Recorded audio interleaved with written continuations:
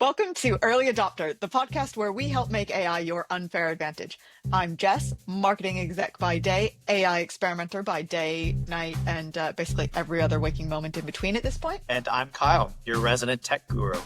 I've spent the last decade building data systems, products, and AI tools that solve real-world problems. My goal is to cut through the noise and show you how this tech actually works for your business. Each week, we'll break down AI concepts, tools, or trends that actually matter for your business. We'll explain what it is, why you should care, and how to use it without needing a computer science degree. So whether you're a small business owner, an entrepreneur, or you're just tech curious, grab your coffee, close that tab where you've been staring at ChatGPT for the past 3 weeks wondering what to do with it, and let's dive in. Just think of us as your guides through the wild, wonderful, and sometimes completely overwhelming world of AI. This is Early Adopter. Hi, welcome back to Early Adopter. I'm Jess. And I'm Kyle. Kyle, how's your week been? It's been a good week, getting off to a nice summer. Had a day off yesterday and saw some friends, did a little barbecue, and excited for this weekend. Going to see some family, do some more barbecue and hanging out by the pool. So, I mean, I know how much you love a barbecue, so this is like your dream weekend. It really is. I mean, basically put me in a barbecue area and let me start cooking and I'm happy. I mean, when you lived in London, you had a whole deck area specifically for grilling. It was my one requirement, and I found out very quickly that that's not a typical London thing to have. So it was a little challenging to find. And the weather doesn't always cooperate for a barbecue in London, but people do try. People definitely try. Hey, I was still barbecuing in the snow and in the rain with my little umbrella over my little green egg. So it can be done. It can be done. That is some impressive dedication. How's your week been though, Jess? Oh, well, Kyle, I'm moving next week. So I have been in moving hell. What you can't see right now is the fact that I am surrounded by boxes and bags and bags full of bags because I have a real problem with collecting tote bags yes, from conferences. I do. You love a good tote bag. You'll be so proud of me though. I have gotten rid of a large selection of tote bags, but I thought that I had found them all. And then I was up in the loft space getting a suitcase down and I found a whole other suitcase full of tote bags. So it's a real problem. I'm trying to streamline my tote bag collection. Moving is a good time to purge. So this is the time to do it. It's the perfect time to purge. You still have your background up. So we're still having the battle of the backgrounds going. We do. Although we'll see if I have the new background up by the time we record next week, because I don't know if I'll have it, but we'll see.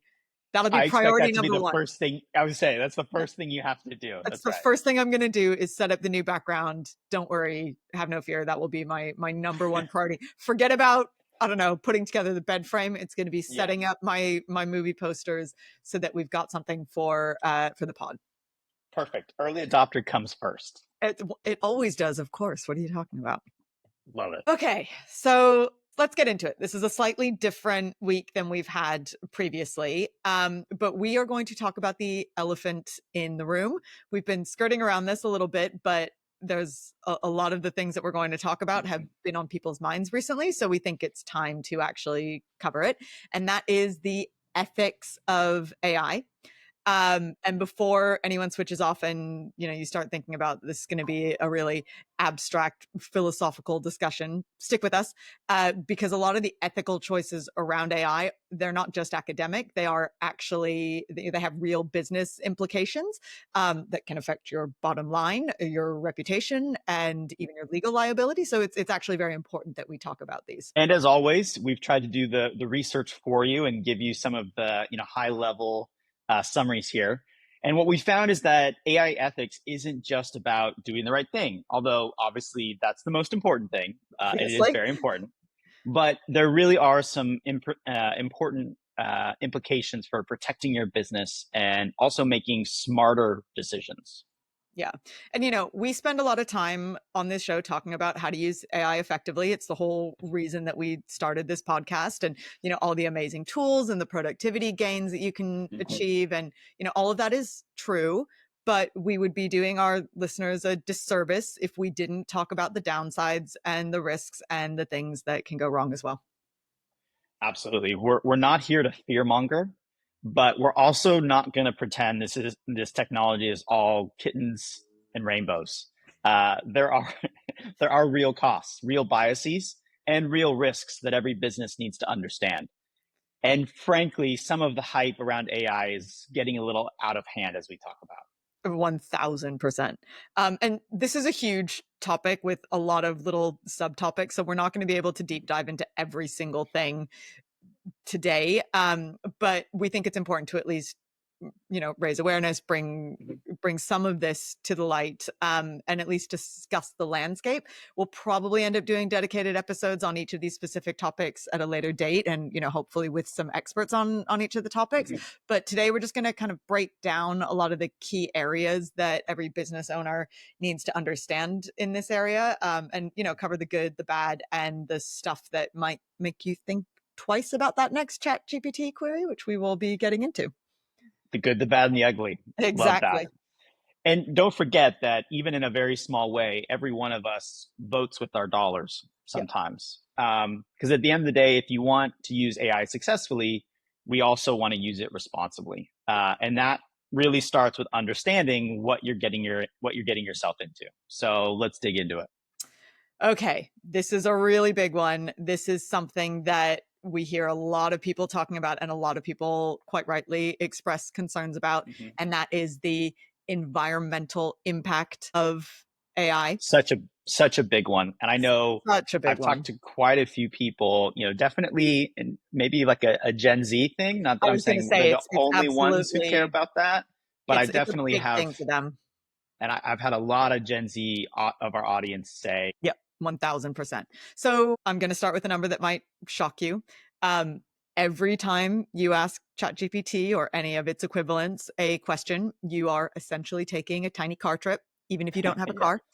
And when you multiply that by 1 billion daily users, which we know is, a number that is not out of the realm of possibility for ChatGPT, those numbers start to get pretty insane. Yeah, this one really blew my mind.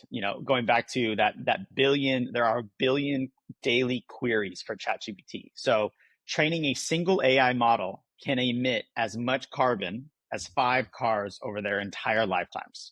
So even more impressive, ChatGPT processes that 1 billion queries per day that we're talking about, and each query emits roughly 4.3 grams of carbon dioxide. Okay, but what does that number actually mean? Can you put that into a context that we understand? Because that number doesn't actually mean anything to me. What does it look like in reality? Right.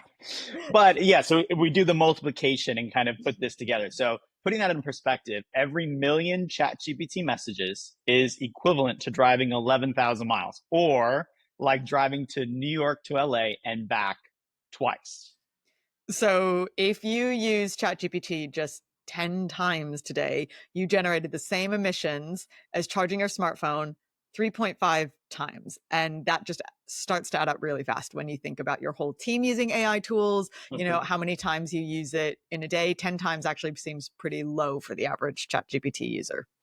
Absolutely. And the crazy part about that is most of this energy consumption happens during the inference process. So that's when you're using the AI, when you're asking it questions, not when it's being trained. So Google estimated that 60% of the AI energy goes to inference, whereas 40% is training. Wow, those are crazy numbers. But I think before everyone panics and swears off AI forever, you do need to put it into a little bit of perspective. We've got a reality check from some recent research. Your annual AI usage, even if you're using ChatGPT daily, generates about 20 to 50 kilograms of CO2 per year. If you compare that to the average American's meat consumption, because as we've just said, Americans love a barbecue, that generates 3,000 kilograms of CO2 per year, or the equivalent of driving 12,000 miles annually at 4,600 kilograms of CO2. So it's, we're throwing a lot of numbers at you here. We're throwing a lot of numbers. But basically, the gist of it is AI usage isn't the biggest climate culprit, but it is still meaningful. And here's the thing, AI could actually help reduce emissions in other areas. So Scientific American published research showing that AI in data centers could cut more climate change causing emissions than they produce by optimizing energy grids, reducing waste and improving efficiency in other industries. So there is a silver lining or a way to. Totally. And, we're not saying don't use AI. We, of all people, wouldn't say that, but we're saying be strategic about it.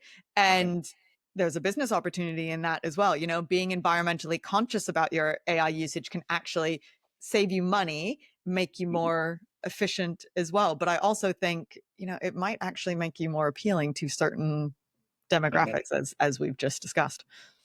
Yeah, and since we've talked about the carbon footprint, though, I want to kind of go back to that offset idea. So if we zoom out and take a look at the bigger picture, let's look at how green some of these companies are in building and running these tools. Because it's not just about the model you use, it's actually where that model is hosted. Where is the energy actually being used? And so cloud infrastructure is the real driver of emissions here. That's something I think most people absolutely don't think about. They don't understand the cloud beyond you save a document to the cloud. They don't understand the underlying infrastructure that the cloud provides to power a lot of these tools. So right. We talk about cloud being this ethereal thing. Yeah. It's in the cloud, but that does mean that there is a server sitting somewhere, right? And that server and that's power usage is what we're really talking about here. Absolutely. So starting with Google, they've matched 100% of their electricity use with renewables since 2017. And their goal is pretty ambitious. It's to run on carbon-free energy 24/7 by 2030. That's only 5 years away at this point. So if you're using something like Gemini, and we've talked about the benefits of the most recent release of Gemini, or really running anything on Google Cloud, you're probably using some of the cleanest data infrastructure in the world right now. Who knew? So next up is Microsoft, which powers OpenAI and ChatGPT through its Azure cloud. Microsoft uses a mix of renewable energy and carbon offsets for now, but they've committed to being carbon negative by 2030 and even removing all of their historical emissions by 2050. So that'll be an interesting one to see if they actually achieve that. Yeah, that's great. And not to play the how do we pronounce thing game again, but I think it's Azure. Oh, okay, fine. Well, it could be a UK versus US pronunciation. I don't know. Or Azure even. Anyway. Oh, there we go. So while Actually, I deserve that. I went after you for Claude, so I deserve that. I've been better on the cloud though. You have Claude. Yeah. I just did it again. Okay. Back to it. So while OpenAI itself hasn't published a sustainability report, ChatGPT users do benefit from Azure's renewable push. So in other words, if you're using or if you're chatting with ChatGPT, you're writing on Microsoft's energy footprint, which is a good thing. And then there's Amazon, which hosts Anthropic's Claude models on AWS, which is Amazon Web Services, for those of you who are not in the know. Amazon says that they're the largest corporate buyer of renewable energy in the world, and they're aiming to be 100% renewable by 2025. So that's this year. So come on, Amazon. Let's see if you're there. I'd like to see that report. Yeah, me too. But that's great, but there is a bit of a catch. So AWS energy usage depends on the region. If anyone's ever set up a server on AWS, you can choose, London or, Pacific Northwest or something like that. And if your Claude request, like let's say you're in Europe or you're in the US, if your Claude request is handled by a data center in a region that still uses fossil fuels, then your carbon footprint could be higher, even if the tech itself is efficient, or even if the numbers are saying we're carbon neutral overall across our entire footprint. And that's something that is really hard to control. Like you can't control where your physical location is and what the data center is powered by. So, but so those are some of the main players that we talk about all the time. What about Meta and some of the smaller players as well? Because there are absolutely other players in this game as well, even though we don't talk about them as much. Yeah, it gets a little murkier and a little less transparent. So Meta, which makes Llama and runs a lot of the AI behind Facebook and Instagram and some of their tools, they say they operate on 100% renewable energy for offices and data centers, but they've been quiet on AI-specific infrastructure and third-party integration. So when they're training or doing inference with their Llama models. So it's really hard to know the full picture with them. I mean, sounds about right for Meta. Um, and then you've got the smaller guys like Cohere, Mistral, and Stability AI, who are doing some really cool stuff in open source AI. Mistral is a very cool one over here in Europe. They've just launched a new model that everyone's very excited about. They're based in Paris, but they haven't made any public commitments around emissions yet. Most of them are built on Google and AWS. So again, the cloud provider really matters more than the model itself, like we were saying earlier. Yeah, and just to reiterate, when it comes to AI, you're not choosing the model, you're choosing a supply chain. And so, some of these players or some of these tools that you're using, which are training models and using inference, it really does come down to what their supply chain and data infrastructure looks like. And that's where the environmental and business implications come into play. Yeah. So what can you as a business owner or as a founder, as an entrepreneur do about this? Well, you can start by being strategic about which AI provider you choose. Yeah, if you're one of those people that is actually choosing servers, which, is Yep. not a very common thing, but, may be true, maybe you're putting your data center in a place that has less fossil fuel usage, if that's something you want to align your business around. The second thing is right size your AI usage. So you don't always have to use the most recent model, which is going to potentially use higher energy output because there's more reasoning involved. Sometimes an older or simpler tool will do the job. So if I think about ChatGPT, maybe I'm not using the latest O3 reasoning. I'm using like an older 4.0 model that, doesn't really take as much energy output. And depending on how you're using OpenAI, might be cheaper for you as well. I actually do that on occasion. I will sometimes drop down to a different model if I don't need, anything super fancy. Sometimes for the more basic stuff that actually works really nicely. Absolutely. I mean, it's like the idea of, taking your giant SUV to the corner store when you could just, maybe walk the block down to it. So if you're intentional about it, you have ways to mitigate some of your usage. Yeah. Third, batch your requests. So every time you send a prompt to ChatGPT, it burns energy. So if your whole team is asking one-off questions all day, that really starts to add up over time. So, collect your thoughts, ask fewer but better questions along the same lines as prompt engineering, right? You want to ask the better question rather than repeating yourself endlessly, and that will also save you time and energy. Another reason why prompt engineering is so important. This is one actionable tip I will throw in here that I've started doing as a result of this.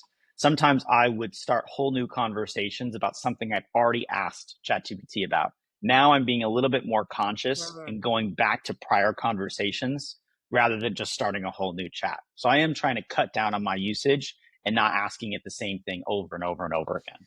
I actually like continuing a conversation anyway, because it's already got the context that you already have, especially when you're coding. That's really useful because you can kind of get an idea of like what you've already done. Yeah. Anyway. So fourth, track your usage just like you would track your costs. So tools like Microsoft's Azure let you see the carbon impact of your usage if you go on, your Azure dashboard. So even if you're not using Azure though, the point is, treat AI usage like any other business expense, set internal budgets, and then train your team to be as efficient as possible. That's really smart. Also, keep an eye on newer tools that process data locally instead of sending it everything to the cloud. That's going to be faster, cheaper, and cleaner overall because you're not sending things to the cloud. And I think, the companies that get ahead of this now by choosing green providers, optimizing their usage, will have a competitive edge, as well as you can start talking about as a company, your own environmental reporting, and how you're thinking about, the environmental impact of your AI usage. And one of the things that I thought was the coolest coming out of doing this research is that, we're also seeing that AI can help fight climate change. We'll talk about some, uses of AI in the health space, and there's kind of similar things going on with climate change. It's already being used to improve energy efficiency, reduce waste, and optimize supply chains. So, it's not all bad. We don't want to, as we said earlier, we don't want to fearmonger, but only if we use it smartly, and hopefully these will give you some tips to use it in a more environmentally friendly way. I think a little awareness goes a long way. If you use the right tools, ask better questions, maybe less questions, pick providers who care about the planet, I think as we go along, this is something we'll continue to talk about. I think it's a really important conversation, and it's evolving quickly. So, we'll start to put more articles and conversations around this. Yeah, 100%. So next up, another very important topic in the world of AI is bias, and a personal pet peeve of mine, women in AI, specifically the massive gender gap. So this isn't just a social justice issue, it's a business risk issue as well. I mean, obviously, we shouldn't have any bias anywhere, but it does exist. But it's a business issue that could cost you customers, it can cost you talent and revenue. And the statistics are actually shocking. I was doing some research on in this space earlier this week, and it made me really mad.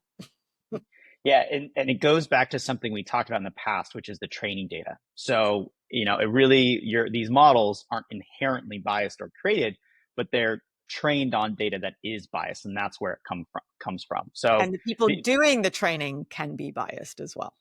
right. So, these statistics really are shocking. I mean, according to UNESCO, only 12% of AI researchers are women.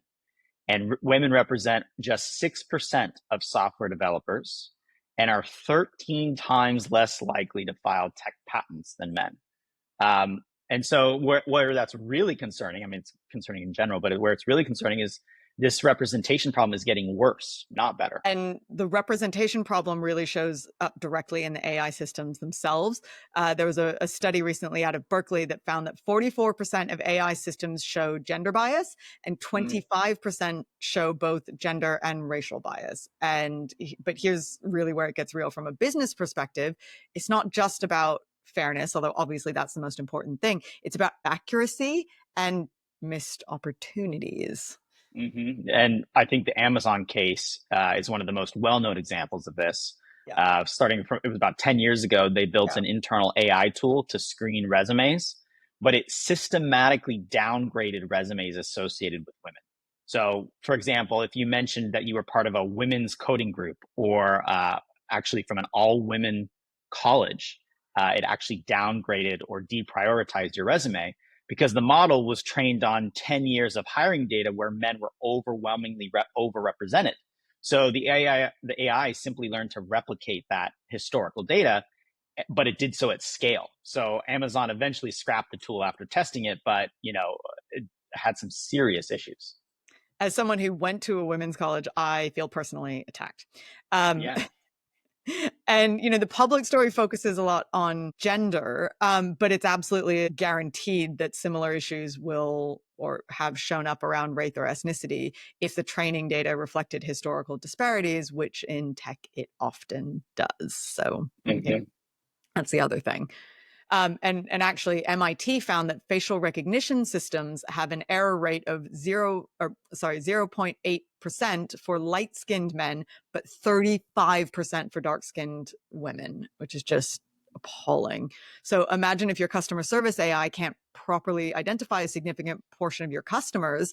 That's obviously primarily an ethics issue, but it's also a revenue problem. And where it gets even more concerning from a business perspective, the Harvard Business School research shows that women are avoiding using AI tools, which I think, as we talk about how AI can be a great optimizer, optimize your productivity and help you, get farther along, this could really hurt their careers. So while men are adopting AI at higher rates, women's hesitancy is creating kind of new type of digital divide. This is so worrying to me. And I went off on a bit of a LinkedIn rant about this week, because I was looking at our own podcast statistics. And even amongst our podcast listeners out there, it is heavily skewed towards men. So off the back of that, I want to make a real effort. And I'm going to be talking to a number of people within the industry to try and address this, because it's super worrying. But, if the implications on it are huge. If women in your organization aren't using AI tools as effectively as their male colleagues, they're going to be falling behind in productivity. They're going to miss out on promotions. It's just going to heavily, heavily impact your career. And you're looking at real talent retention issues and diversity problems, just a whole host of issues. And one of the things that I think is very concerning as we talk about the evolution it creates a vicious cycle. So as fewer women use AI tools, there's less female generated data feeding back into the systems, less feedback or human loops with kind of a female perspective. Yep. So they're going to be even more biased toward male perspectives and needs. So that's a compounding problem that we really need to start addressing, yesterday. Yeah. And this I thought was super interesting because you never think about this, but at the end of the day, there's a market impact as well. Women control or influence 80% of household purchasing decisions. So if your AI powered marketing or product recommendations or customer tools are biased towards male preferences and behaviors, you're actually alienating quite a big customer segment. And that, that's across a whole range of things, not just gender. Mm-hmm. And, this is a classic problem when you start thinking about, when you're not taking into account, minority perspectives or, gender neutral perspectives, the AI or products in general are going to lead to very homogenous solutions. So if your AI is only trained on data from one demographic, it's going to miss innovations, opportunities that appeal to other groups. And that's whole swaths of consumers and people that you're not addressing and talking to. So you're literally leaving money on the table. And there's actually a legal liability to this as well. Companies are already facing lawsuits for discriminatory AI systems, that Amazon one being the perfect example. They had to scrap that whole thing that they spent millions and millions of dollars building because it was so biased. The legal landscape's evolving super fast, and companies that don't address these biases proactively are going to face really expensive consequences at some point in the future. So what can businesses actually do about this now? So first, audit your data and your usage. Who's represented in your training sets? Who on your team is actually using AI tools? If you're seeing a gender gap in adoption, treat it like any other strategic red flag. Secondly, create a culture that supports AI literacy for everyone. This was so interesting. Women often hesitate to use AI because of ethical concerns or because they don't have a technical background. Or another thing that I thought was interesting, they're worried about using AI because they don't want to be seen as cheating. Whereas a man would never think of it that way, but women are worried that that's going to be seen as cheating, which I just thought was such an interesting stat. But, address these concerns directly with training, safe experimentation zones, and clear policies. Shopify actually have some really interesting policies around AI usage, in that they want everyone to think AI first, no matter who you are or what department you're in. And I think that that's just it creates that safe environment to experiment, and people, it's not so off-putting and so scary. Yeah. Yeah. So I think for, business owners and entrepreneurs running your teams, if you're creating a clear policy where it's not seen as cheating and you're supporting it from the top level down, then you can remove a lot of that hesitancy so that it's a lot more equal for all your team members. So third, diversify your review teams. So different people catch different blind spots. Make sure you're testing your AI outputs across gender, race, and other relevant demographics, not just for accuracy, but also for alignment with your customer base. That's the thing that I always find so insane about these biased things. Like you're alienating so much of a potential customer base just by anyway. I mean, I can rant about this all day long, and we're already a half an hour in. Fourth, treat bias testing like quality control. So you wouldn't ship a physical product without testing it, and your AI's output shouldn't be any different, especially if it interacts with customers or it affects people's opportunities. I think we've talked quite a few times about that challenge moving things from prototyping to production. Yeah. And I think I would make a guess that this is a big part of why it fails, because it's not, the training data that you have has implicit bias in, and we're not protecting or we're not adjusting those historical training sets for demographics and different swaths of your audience. So a practical tip, ask for diverse examples in your prompts. Instead of give me examples of great entrepreneurs, give me examples of great entrepreneurs across genders, regions, and industries. It's a quick little addition in there, and you can actually prompt to get diverse perspectives. You'll get better results, and I think you'll train your team to be inclusive. That's one that you really see with image generation. If you ask it to generate a room full of business leaders or entrepreneurs, it will almost always be old white dudes. But Yep. if it's like We real, we've talked about this we before. It's a we real have problem. it, and it's really stark when you see it that way. But Hmm. just in general, like the business case here is really clear. Companies that address AI bias proactively will have better talent, more innovative products, and a wider market appeal. The number one reason to do this is because it's the right thing. But from a business perspective, the upside is Hmm. really, really huge. Yeah. Okay, switching gears here. I think this is one that's gonna really speak to a lot of people. It Yeah. comes up time and time again. I was recently, giving a speech to a bunch of finance professionals, and this was the first question that got asked. So, and it's all in the news recently. But is AI coming for your job, or when are you going to get replaced by AI? And the numbers are significant. We see a lot of headlines in the news about this, but I think the reality is a lot more nuanced than the headlines suggest. Yeah. So MIT research shows that AI will replace 2 million manufacturing workers by 2025. So that is this year. The World Economic Forum says that 40% of employers expect to reduce their workforce where AI can automate tasks. But there is a more Mhm. complex reality behind it. By 2025, again this year, an estimated 60% of all jobs will see at least 30% of their tasks automated. Throwing a lot of numbers at you, but it's Yeah. the numbers are high. So it's not that jobs disappear overnight, it's that jobs are changing. I think that's an important distinction. McKinsey published a research report that estimates that between 400 and 800 million people globally could be displaced by automation by 2030. But they also project that similar or greater numbers of new jobs will be created. And I think this is a really key insight for our audience of business owners and entrepreneurs and founders. Professionals who combine domain expertise with AI literacy will command 35% higher salaries. So the question isn't whether AI will affect jobs, it's whether you'll be on the winning side of that change. So it's like when computers became commonplace, right? Everyone was like, oh my God, my job is going to be taken over by a computer. And it wasn't. You just incorporated computers into your daily life, for better or Yeah. for worse. Yeah, and I think the internet, or all of these are good examples. It's why we're seeing all of these investment in AI startups. It would be like going back in the 2000 or late 90s era and trying to build a startup and saying you're not using the internet, right? Like obviously you just have to use the tools that are available. So we're seeing this in real time.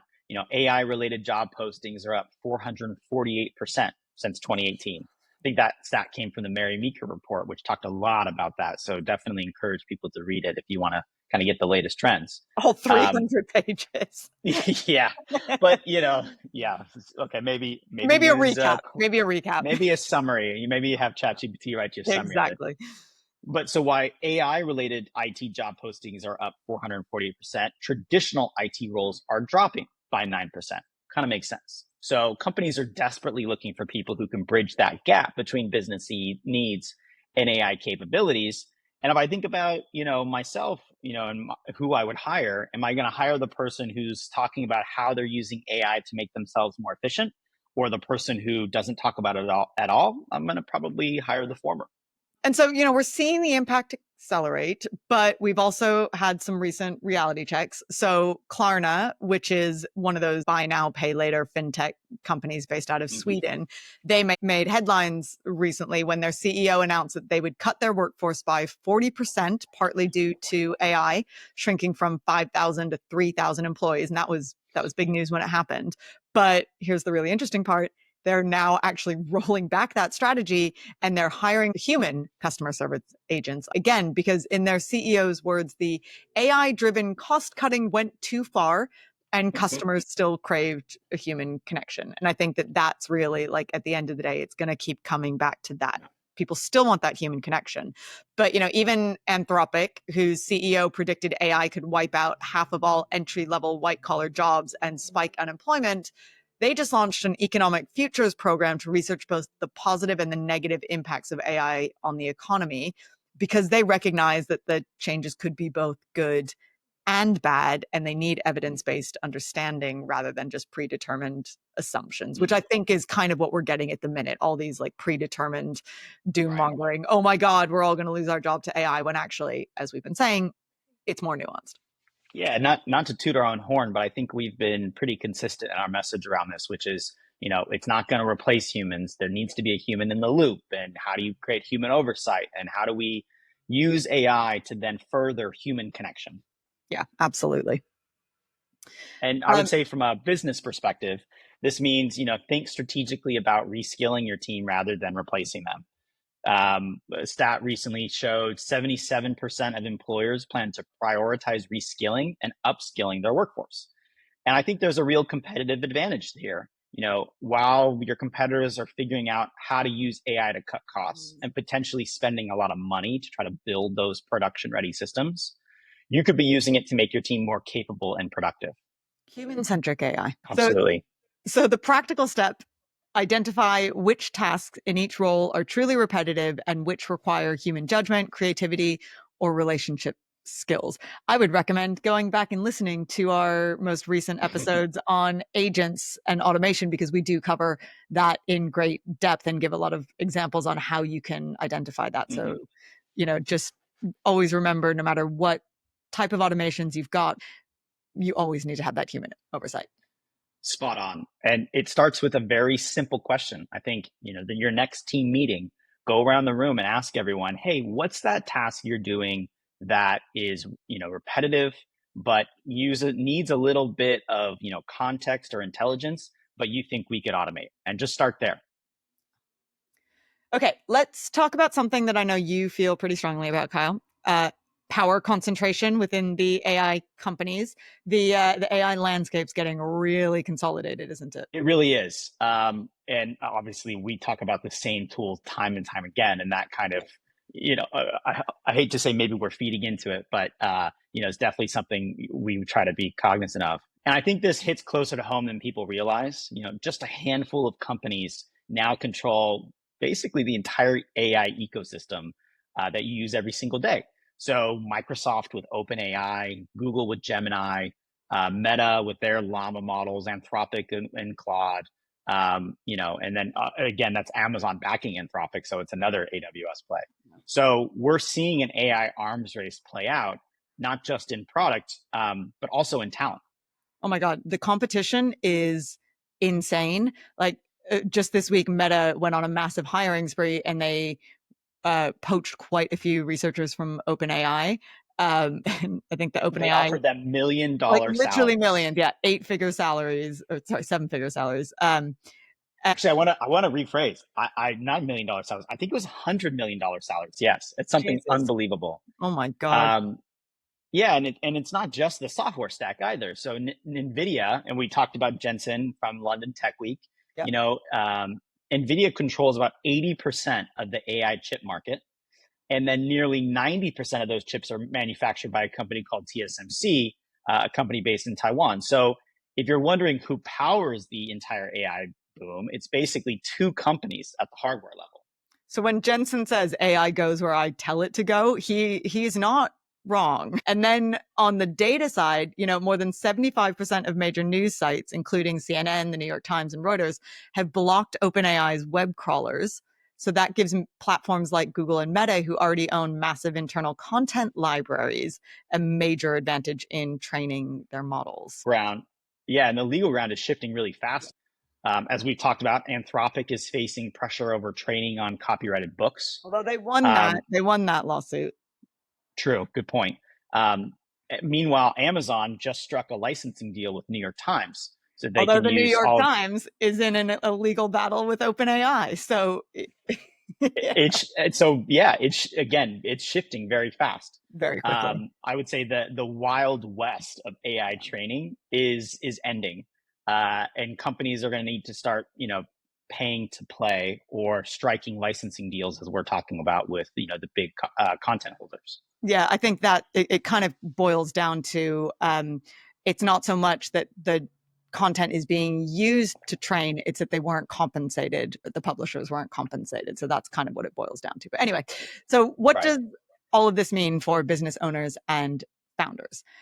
Well, you're becoming increasingly dependent on a few major players. It's deja vu if you are familiar with the advertising duopoly of Google and Facebook. If you run paid media, you kind of have to run it on either Meta or Google systems, or Amazon for e-commerce. They absolutely dominate that space. At first it's empowering, it's great, but then it becomes restrictive pretty quickly when you've only got two options. And once you're locked in, you're subject to whatever pricing or policy changes they decide. So it's empowering at first because they usually will price things very cheaply to get market share. But then as they become the dominant player and they've got rid of all the competition, now the price starts to increase. We're already seeing that. OpenAI has already changed their terms multiple times. Pricing is going up and down depending on the model. And there's a data dependency issue as well. The more you use these platforms, the more you're training them. You're giving them your data, your prompts, your insights, your customer interactions. They're all feeding into systems that you don't have any control over, but that will learn from your behaviors. So the data behind it is a big thing as well. Yeah, the irony is you're paying them to actually, give up all your data and make their system better, which is a weird business model if we think about historical context. Yep. So here's the practical advice. Don't put all your AI eggs in one basket. We talk about that a lot. Use multiple providers. We recommend, businesses have at least two that they're familiar with. We talk about ChatGPT and Claude a lot, and that's kind of by design. There are benefits, pros and cons to each, and you want to use them accordingly.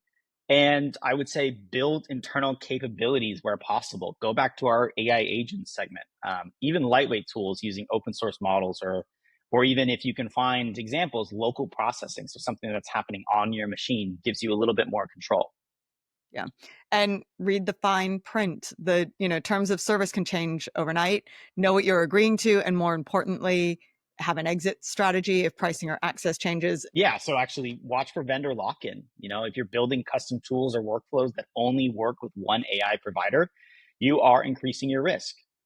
Design your systems to be portable. We talk a lot about the AI agents. The great thing about some of those tools like Make or N8N is that you can swap out different models. So that gives you the flexibility to pivot if you need to.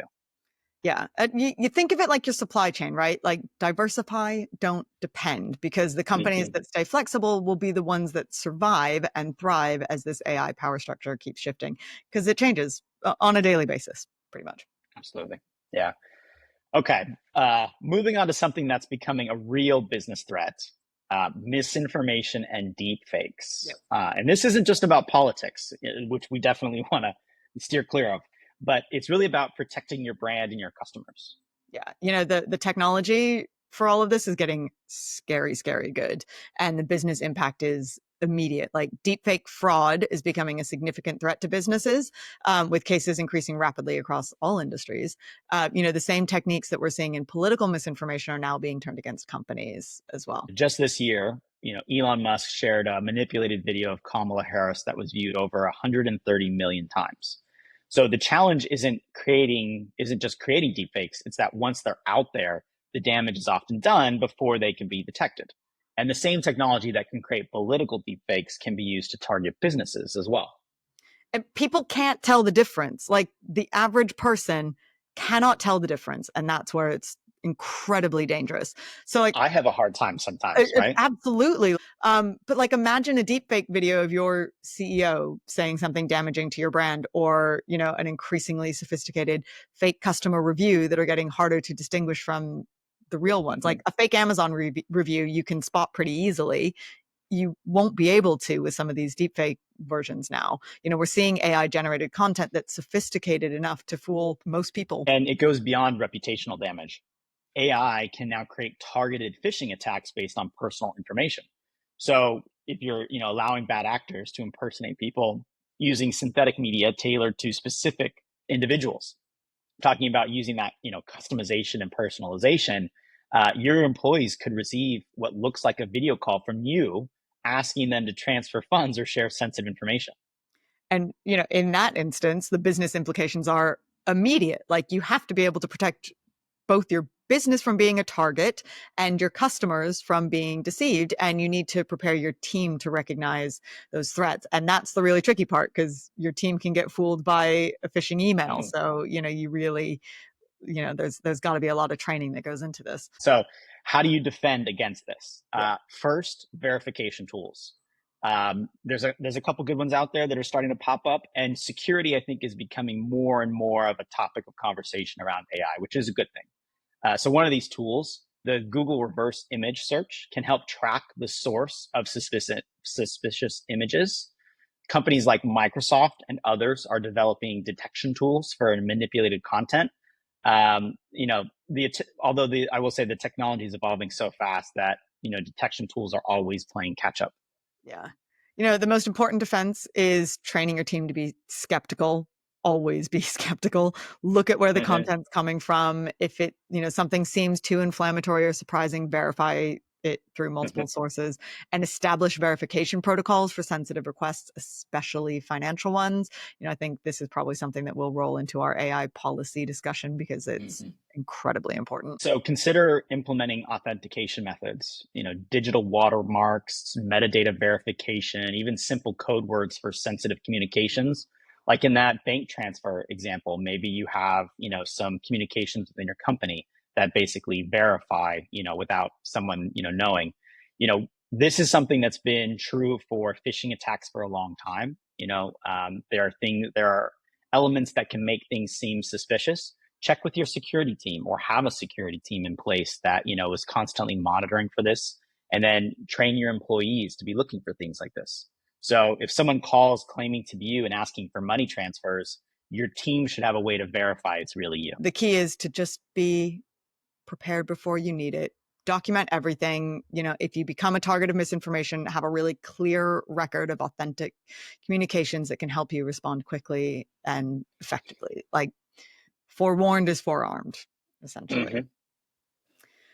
Okay.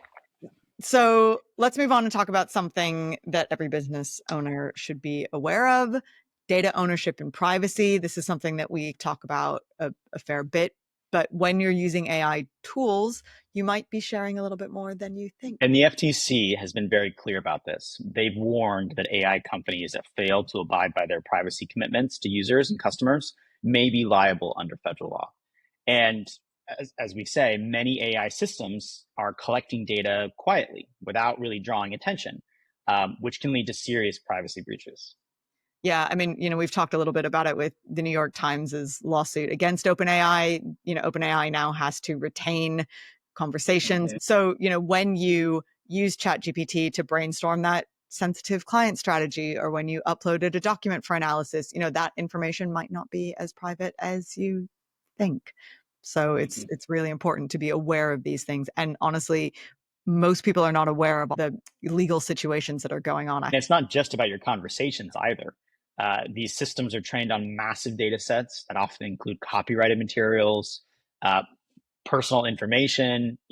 Think about all of those Reddit forums and threads, and business data without clear consent. Consent is a very tricky thing, especially around GDPR landscape.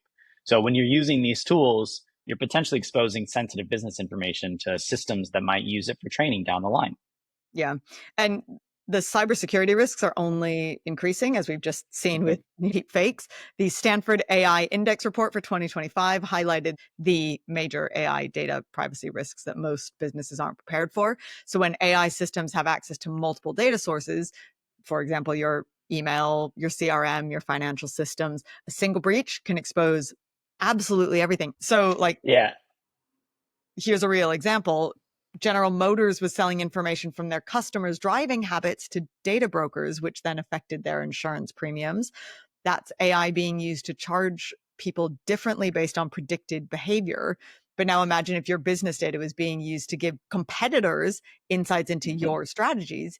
You don't want that. That's not cool. That GM example drives me crazy, right? That's insane. It's really, this is now an example where AI isn't helping consumers, it's potentially harming. So what is your business to do?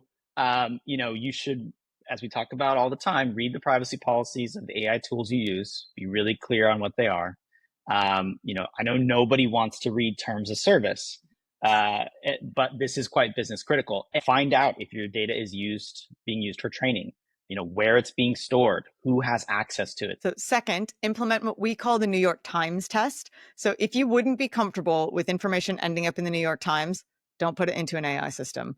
Like this includes customer data, financial information, strategic plans, anything that could give competitors or an advantage or cause major legal issues down the line. If you're putting private information, customer information into an AI, I mean, I'm not an expert, but that feels like an immediate breach of GDPR to me. They're very, very sensitive about private information. Mm-hmm. Yep. And finally, I would say have a data governance policy. Your team should know what can and can't be shared with AI systems, how to handle the sensitive information, and what to do if they accidentally share something they shouldn't have, and choose AI providers based on their privacy commitments. Claude, for example, as we've talked about many times, doesn't train in your conversations by default, while other providers might. So some tools offer business versions with stronger privacy protections, but they often cost more. So know what your trade-offs are. And, think about data residency as well. I know most people don't think about where their data lives, but it's actually something that you do need to consider. Where is your data being processed? If you're in a regulated industry like healthcare, or, you're dealing with international clients like Europe with GDPR, you need to know if your data is crossing borders and what privacy laws can apply, as I just, talked about with GDPR and your customers' private information. So you need to have a data governance policy. Your team should know what can and can't be shared with AI systems, how to handle sensitive information when using AI, and what to do if a team member accidentally shares something they shouldn't have. All right, last major area, the balance between AI autonomy and human oversight. This one comes straight from our recent research by Anthropic, and it's a bit of a wake-up call. And I know we covered this a few weeks ago on the pod. Yeah, as a reminder, Anthropic published a somewhat terrifying study where they tested what would happen if AI learned it was about to be shut down or replaced, and the results were concerning, shall we say? Yeah, to recap, in controlled simulations, not in the real world, the AI exhibited what they called power-seeking behaviors. So refusing to shut down, attempting to manipulate outcomes or people. I think even blackmail was one of the issues. Yeah, it tried to Yeah, blackmail someone with it was going to expose an affair or something like that. right. And then also it tried to copy itself to other servers when it was trying to be shut down. So, again, this was in a controlled testing environment, not real world usage, but it illustrates the risks of giving AI too much autonomy. And also, it's not just Anthropic. Other major AI labs, including OpenAI and Google, have also now documented deceptive behaviors when their models feel their existence is threatened. So it's not just something that Anthropic has called out. It's all of them, or many of them. So this actually translates to real business risks. So AI might end up doing more than you ask it to do. So like sending an email without a review, or make assumptions that could damage relationships, or take actions beyond what you intended. We've seen real examples of AI tools complying with unethical or even illegal requests if not properly constrained. So there was a case a while back where an AI assistant helped someone plan what could have been interpreted as harassment simply because it was asked to help with communication strategy. So you need to have really clear boundaries. So who's responsible for checking AI output before it goes to customers? Who approves AI generated communications? How do you document AI assisted decisions for compliance and liability purposes? Like, just needs to be laid out in a very clear and obvious way. Yep. Go back to our framework about AI agents versus agentic AI.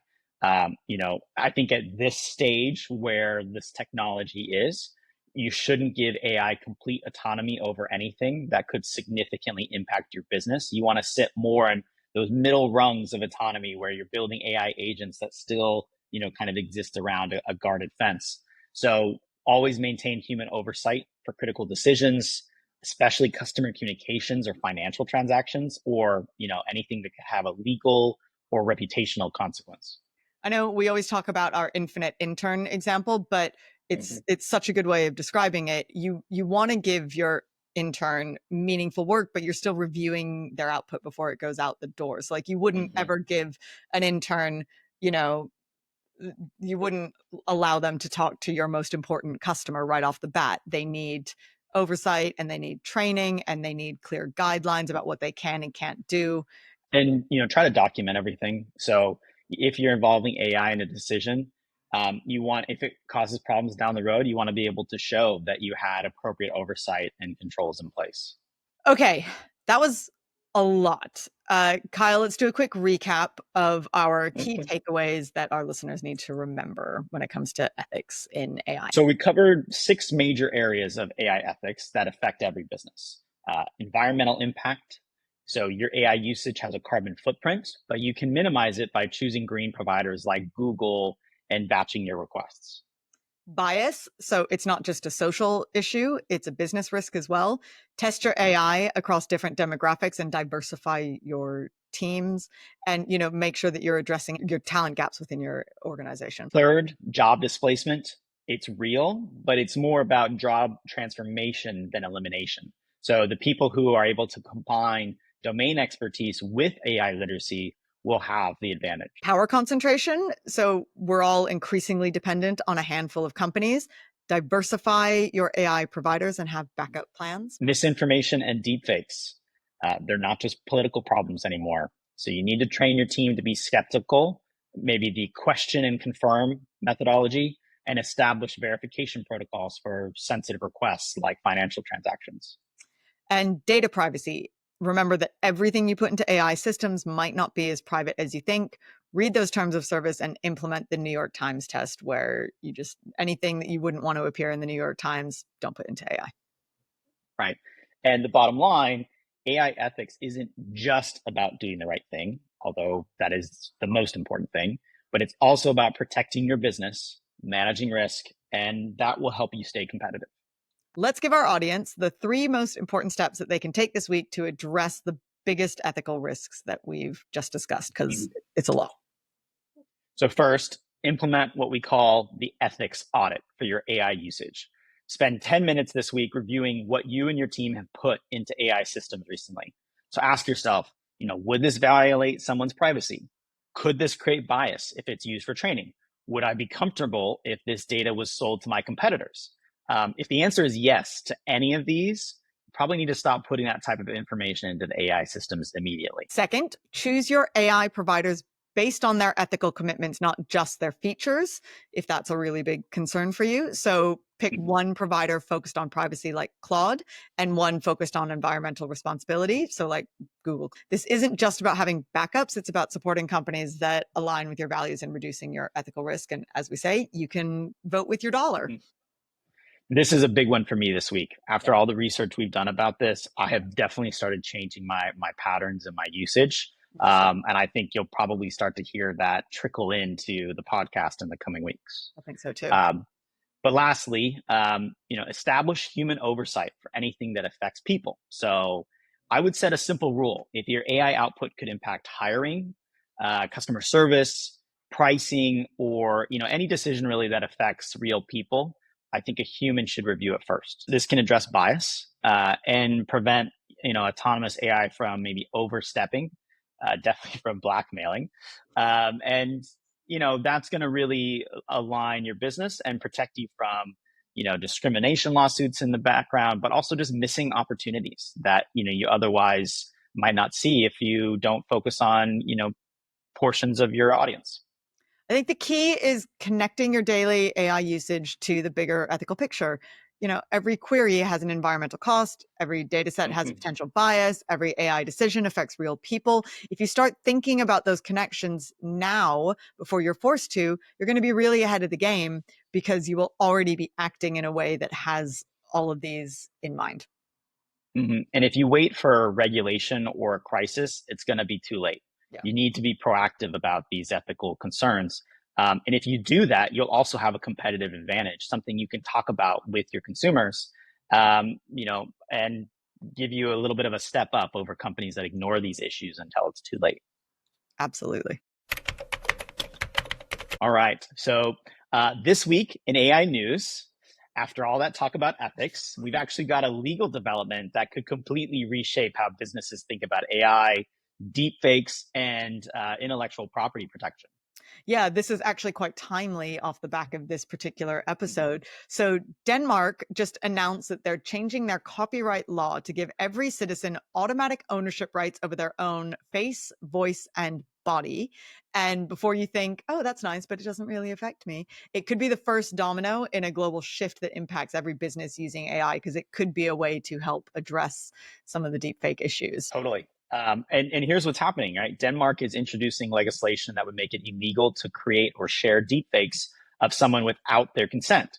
So instead of just banning the technology, they're taking a different approach. They're giving people copyright ownership of their own likeness, and also kind of putting the onus on other people to be respectful of what you're sharing and what you're doing. I mean, this is a bit like a celebrity having the Mm-hmm. ownership of their own likeness. Like I think it was James Earl Jones licensed himself to Disney and to Star Wars so they can continue using him, as Darth Vader going forward. But so similar concept, but just for the average person, which is really cool. Mm-hmm. And it's really huge from a business perspective because, like we discussed earlier, if someone creates a deep fake of your CEO, or your legal options are pretty limited now.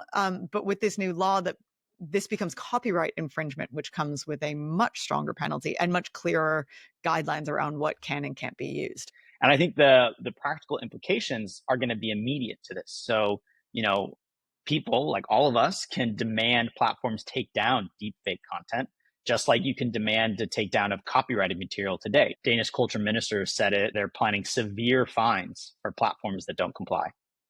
And I think what makes this even more significant is that Denmark plans to push this approach across the EU. So we could be looking at continent-wide protection against AI misuse of personal likenesses. And, as we've seen with GDPR and privacy, if you want to do something in the EU, you have to be compliant. So it's the similar mindset that you have for the data privacy stuff that's going to kind of be coming into effect. Remember how big GDPR was when it launched? Oh, So it was May 2018, huge. I Oh know my that God, I really remember. impacted Oh, us, I right, in remember our it business. so well. Yeah, it did. We were directly Yep. involved with that. And because it was such a big component, it was a big disruption for a lot of businesses. And to your point, it was a huge domino effect. Now I think if you're doing business, you definitely understand GDPR. It's impacted regulations across, other countries and states here in the US, like with CCPA. So if Denmark really starts to push this, it will trickle down and it probably will impact your business. And from a business perspective, I think it matters for two reasons. First, if you're creating AI content that uses another person's likeness, even for training data, you need to start thinking about consent and copyright. And secondly, if you're a victim of a deepfake attack on your business, you are going to have stronger legal frameworks to give you better recourse. So that's a really good thing.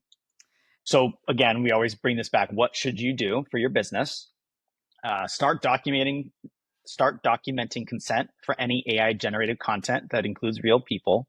Again, review your AI policies to ensure you're not inadvertently creating copyright policies. If you don't have an AI policy, we're going to talk about this next week, but you need to get one. Yep. And if you haven't already, start considering how you'd respond if your business became the target of a deep fake attack, just like you do a phishing attack or any of those other security concerns.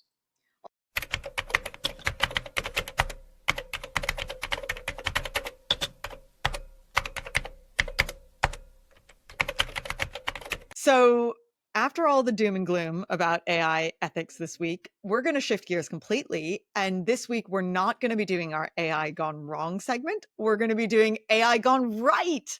And we're going to talk about some really cool, incredible breakthroughs that really show the power of AI and how amazing it can be when it's being used in a positive way.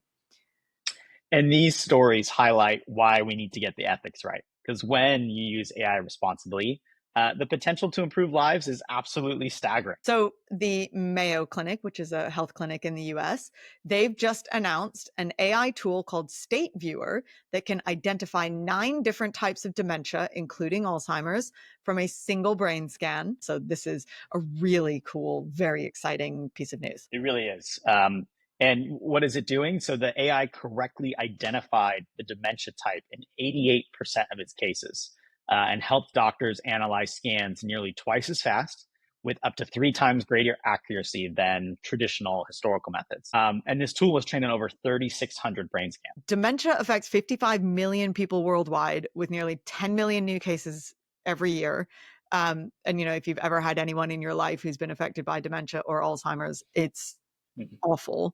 And right now, to get an accurate diagnosis, it requires cognitive tests, blood work, multiple imaging sessions, and specialist referrals, and even then differentiating between the different types of dementia. So, Alzheimer's, Lewy body dementia, which is what Robin Williams had, it's incredibly challenging. So this is just so exciting. And it's a great use case for how AI works. So what State Viewer is doing is it analyzes these FDG PET scans, which show how the brain uses glucose for energy, and then compares those patterns to a massive database of confirmed dementia cases.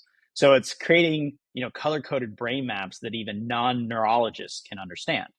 I think that's a really interesting part of it as well, is that because so much of medicine can be very opaque and a little scary. And so I think having something that a non-professional can understand is actually incredibly helpful. This tool doesn't replace that human connection. It amplifies it by giving doctors clearer, faster answers when the families need them most. And why does this matter, or why are we bringing it up? Because I think this shows, AI doing what it does best, which is pattern recognition at massive scale. And so think about how, that can be used for your business. The AI can spot subtle differences in brain activity that even highly experienced specialists might miss. So again, this isn't replacing doctors, but it is making them kind of superhumans at diagnosis, which is so critical and sometimes very difficult. Yeah. I'll also make a quick comment, which is I love that healthcare is adopting AI technology. They've typically been kind of behind in adopting technology because it's such a regulated environment, but they really seem to be leading the cause on adopting AI, which I think is so spectacular. And I think this really amplifies something critical. They're using AI to augment human expertise, not replace it. So the doctors are still the ones making the decisions and still using their years of experience and, all of the knowledge that they have gained, but they're working with better information that they might not have been able to spot because a human can't look at 3,600, brain scans, but an AI can. So this is exactly the kind of AI deployment that we want to see more of. Yeah, and it shows why the ethical framework we discussed earlier matters so much. When AI is developed responsibly with proper oversight and clear boundaries, it really can achieve things that seemed impossible just a few years ago. That's a wrap on episode 8, The Ethics of AI. If you take one thing away from today, it should be this: AI ethics isn't an abstract concept or a nice to have. It's business critical infrastructure that you need to build now before you need it. Yeah, we've covered a lot in this episode. We've covered environmental impact, bias, job displacement, power concentration, misinformation, data privacy, human oversight. It all sounds overwhelming, but I think the practical steps are pretty straightforward. And also there's a lot of things that relate. You can use a lot of the same steps to cover a lot of the same issues. Yep.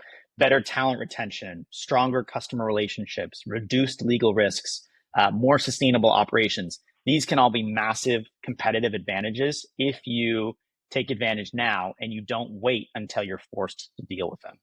Exactly. Like it's not that hard, right? Like the businesses that will struggle are the ones that are going to ignore these issues until they become a crisis. Don't be one of those companies. Have your strategy and have your plan and have your policy in place, which we will be covering lots for the next couple of weeks, AI policy. So we really look forward to that. Because remember, it's always more expensive when you're being reactive rather than proactive. So this can really impact your bottom line. Yeah. Speaking of not waiting, Jess, if you found this episode valuable, please subscribe to Early Adopter wherever you get your podcasts. We're on Spotify, Apple Podcasts, we're on YouTube, we're basically everywhere now. So, take a look at that, and then please share it with someone who you think needs to hear it.